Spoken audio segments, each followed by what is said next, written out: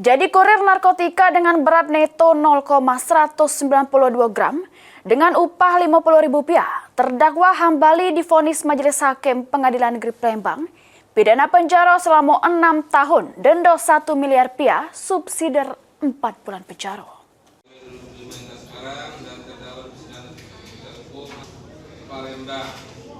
Hambali bin Rusli, terdakwa kurir narkotika jenis sabu dengan berat neto 0,192 gram yang ditangkap pas nak nganter ke sabu tersebut ke DPU Abot di lorong Pasundan, Kelurahan Sei Selayur, Kecamatan Kalidoni, Palembang.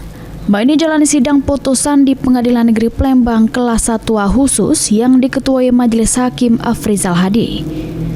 Juru amar putusannya, terdakwa Hambali sudah terbukti secara sah meyakinkan bersalah melakukan tindak pidana KTH melawan hukum jadi perantara juru jajah beli narkotika golongan 1. Menghukum terdakwa dengan pidana penjara selama 6 tahun, denda Rp1 miliar, subsidi 4 bulan penjara, sama membebankan terdakwa bayar biaya perkara Rp5.000.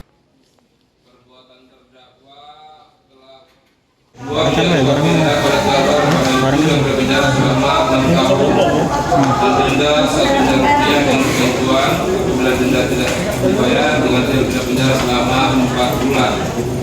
Juga menetapkan masa